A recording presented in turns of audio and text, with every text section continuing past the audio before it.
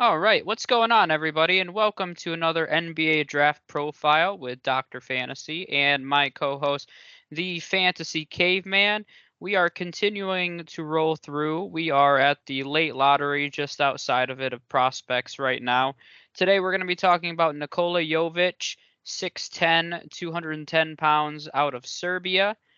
I didn't really write much down about his stats. I don't international stats are always kind of weird to me. He averaged 11 points there, so I don't know. It's hard to judge because the level of competition is a little different. So, Yeah. uh, let's just roll into his strengths, and I'll start playing his highlights here. All right. You might.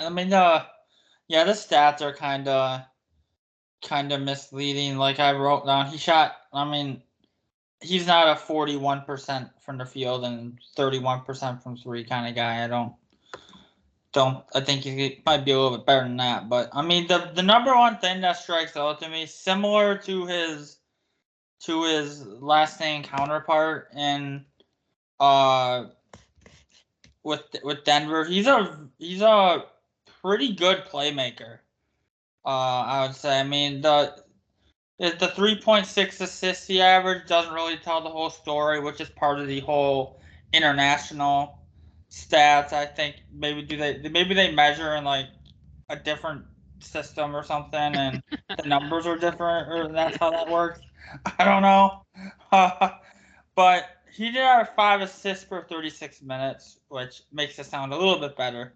I think he has a lot of potential there for that to be a uh not not a team's like primary ball handler, but definitely a strong secondary ball handler, especially as like you said, his like you mentioned, he's 7'1" wingspan. So the other thing I wanna the mention is just with the fact that he's a good ball handler and he's relatively quick on his feet, he is going to be a matchup nightmare for opponents because with him being so quick on his feet, he could blow by uh like slower defenders, and then he could just with his frame, with his 6'11", 7'1" wingspan, he can shoot over smaller defenders. So I really like his potential. Just be a matchup nightmare and just kind of take advantage of whoever's guarding him. Yeah, and when you say nightmare, we mean offensive nightmare. Just to Yeah, be that's what I clear, was saying. That's but what I was but yeah, no, he's definitely very versatile offensively. That's probably the first thing that sticks out to me is he's going to be able, like you said, he's going to be able to shoot over smaller defenders. He's going to have the speed to go around bigger defender. He's going to be definitely a tough matchup. The other thing I really like about him, you mentioned his playmaking ability, which is definitely a strength, but he actually has a very high motor and IQ off of the ball. So that's one yeah. thing a lot of scouts have mentioned is he's had the ability to cut to the basket. He finds open lanes and gets himself open when he's not the Yeah. primary ball handler. And I think that's a just an overall theme. He does have a very high offensive IQ and he understands spacing, his role on the court, and that's hard to teach, honestly. And it's one of those things that you tend to mention with some of these international prospects because they just learn the game differently, and it's very apparent when they come over here and play. So, trying to think, he's a good ball handler. One of the other things that obviously you can't see this watching highlights or just scouting him, but I've read a few things where people who watched him play pretty consistently internationally said he's very confident, but he's not overconfident, and his teammates tend to really enjoy playing with him. And so I think he's got the ability to be a good leader too, which is just Yeah. another intangible that, it's hard to teach. So I think those are the kind of things that keep guys in the NBA for a long time. Yeah. So let's go over to weaknesses then. What do you got for that? There's a couple of things that really stand out here for me. The one thing that really is turned when you talk about it, this guy got cut out on the turnovers, man. Like this is Yep. it's a little ridiculous. Just a little ridiculous. Over three turnovers per game, and then to be fair, I did mention when I mentioned his strengths if you take that out to 36 minutes, he averaged 5 assists. Well, it jumps up to 4 turnovers per 36 minutes, so kind of hurts him there. I mean, so yeah, he's got a. That's like day one, like that's the number one point of emphasis. That's what that needs to be. With him, because like with him being such a good playmaker, he's gonna have the ball in his hands a lot, and if he's turning the ball over, they're gonna take it out of his hands, which in turn takes away one of his strengths. So it's just not. It does. And then the other thing, this is some of the most alarming shot selection I've seen out of a prospect in a while. So and we take an international stats for what you will. So he shot about 32% from 3-point range, which is already not very good. All right. But it's especially not good when almost half of his field goal attempts were beyond the 3-point line. So you see how that's not a good recipe. When you're shooting 32% on half of your shots. I mean, something's gotta change there. Yeah, no, definitely his shot selection's pretty troubling to say the least. The other few things that I had here, he has a small frame right now, which it's not always the weight that's a concern as much as just, he's not a very strong guy, so that's going to add to his defensive struggles early in his career, and we haven't really mentioned his defense because there's not really anything to talk about. I mean, he doesn't really consistently defend. His shooting is a little concerning to me. He is very streaky, and to be honest, I really don't like his form. I mean, when he's taking a jumper, he has a quick release, which is nice, but I think it'd be easily blocked in the NBA personally, and I don't. His mechanics are wonky and it's not consistent, so I Yeah. don't personally love the mechanics there. Something that can be fixed, but it's definitely a weakness in my opinion. So I think that's it for that piece. What do you have for ideal fit? For some reason, I really struggled with this, This is so I want tough. to see what you This have. is really tough. You know what? What about the Bucks? Is it okay if he goes to the Bucks? I mean, I wouldn't hate it. I wouldn't hate it. That'd be fine. I kind of like want some more wing depth. We kind of seen what happens when we don't have a guy like Middleton, who's our top wing guy. So I wouldn't hate that. I didn't have it down, but that's not something I'd be opposed to. But given the people that are going to be in his range, honestly, just gonna say it. I want him in Denver. I think that would be the best possible outcome for Jokic and Jovic. yes. There'd be so many memes. Like it would just be awesome.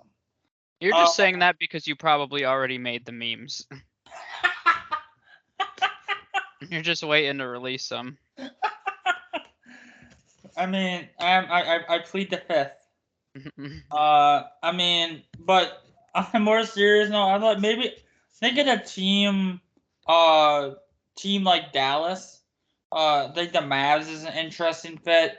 With his playmaking ability, I think he can take he could really take some pressure off of Luka, because I think what we've seen is that the Mavs don't have a super consistent secondary playmaker behind Luka. So I think a guy Jovic can kind of be a little bit of that point forward type role for Dallas. Yeah, I had the only two I had down were Dallas and Miami, who picked 26 and 27. I think that Miami, especially if I'm assuming Victor Oladipo's not going to be there long term, but they could use a little more just at the. I mean, I don't really even know what to call a guy like this because I don't even know if he really has a position, but just another ball handler, I guess, off of the bench for Miami. I think that this is a guy too where maybe if you put him in the right system, maybe he could at least not be a huge defensive liability. I guess that's the nicest way I can put it. You put him with Eric Spoelstra, at least you put him in a system. He knows his role. He doesn't have to be an excellent defender, but they have other players that can make up for that. So, yeah, I had Dallas and Miami as the top two. NBA comparisons, the few that were out there. Hedo Turkoglu, I saw a few times. Don't mind that one. Bohan Bogdanovic, I saw, which is one that I like. The one, we just did his prospect profile. Oh, it seems like just yesterday, but reminds me a lot of Denny Avdia. Was that last year? Yeah, I guess it was. What was that in that 2 years ago? 2 years. I don't even know how long we've been doing this now, but I definitely know we did it. Because I think that might have been our first ever very negative comment, because we did not love Avdia, and somebody from his home country did not appreciate that at all. So I guess maybe it's not a good thing that I'm comparing them, but I mean, they're eerily similar in many, many ways. So I think that's a very scary / realistic comparison for him. Yeah, I mean, I liked the Bojan one. I had I mean, you don't love his form that much, so I don't know if he ever could get. But this guy, I have Danilo Gallinari down. Because I have a what? That's fair as like an upside fair, one. but like Gallinari can shoot the basketball. It's fairly consistent, and I mean, I have more of a belief in his overall shooting than you do, but and then maybe I think this would be classified as a low end is Mario Hezonja. Oh my gosh, that's a throwback. No, Hezonja, he was in a dunk contest. He was super athletic. Was he? Hezonja, yeah, I believe he wasn't he in a dunk contest, or did I just make that up in my head? Was he in like an international dunk contest? It sounds very made up. He won a slam dunk contest internationally last season, just saying. Okay. Okay. Just saying. I don't even know what country it was in, but it happened. So, okay. Anything else you want? Do you like him overall, or like what are your overall thoughts on him? I mean, I'm very mixed on this guy. Like I thought, like going in when you said, "Oh, we're gonna do Nikola Jovic," like, God damn it! Now I have to watch film on him, and I watched film on him, and I researched him, and now I have no idea. I don't hate him. But I just don't. I don't know what's like, because we didn't really name a lot of high end comparisons, which kind of might sum up how we. But like, what would he have to do to his game to be more of a star out of this draft class? I think he would just have to be more consistent offensively.